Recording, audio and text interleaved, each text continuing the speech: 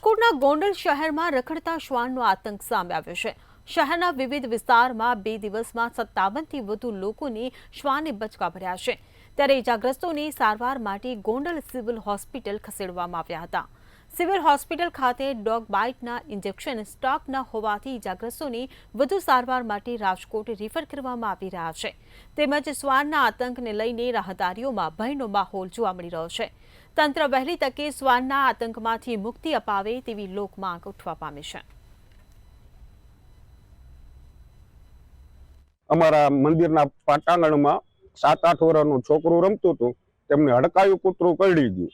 સરકારી હોસ્પિટલે લઈ આવ્યા તો અહીંયા હડકાયા કૂતરાનું ઇન્જેક્શન નથી, તો એ નાની પરિસ્થિતિવાળા બાળકોને એમના માતા પિતાને રાજકોટ ખસેડાયા છે।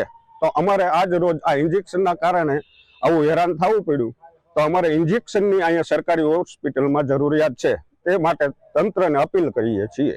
ગોંડલ સિવિલ હોસ્પિટલની અંદર જ્યારે ઇન્જેક્શનના સ્ટોક અવેલેબલ ન હોય, જેથી કરી દર્દીઓને રાજકોટ ધક્કો ખાવો પડતો ને દર્દીઓ ખૂબ હેરાનગતિ ભોગવતા હતા। તો આ બાબતની જાણ અમારા તમામ સેવાકીય સંસ્થાના લોકોને, અમારા સૌ આગેવાનોને થઈને એ બધા લોકોએ આ બાબતની જાણ અમને કરી। જ્યારથી અમને જાણ થઈ ત્યારબાદ તાત્કાલિકના ધોરણે અમે અમારા ડીસી સાહેબ શ્રી ગમારા સાહેબને આવા ધ્યાન ઉપર મૂકી અને તાત્કાલિકના ધોરણે 50 જેટલા ઇન્જેક્શનનો સ્ટોક સિવિલ હોસ્પિટલ ખાતે સૌ આગેવાનોની ડીસી સાહેબની મહેનતથી સિવિલ હોસ્પિટલે અમે પહોંચાડેલો છે।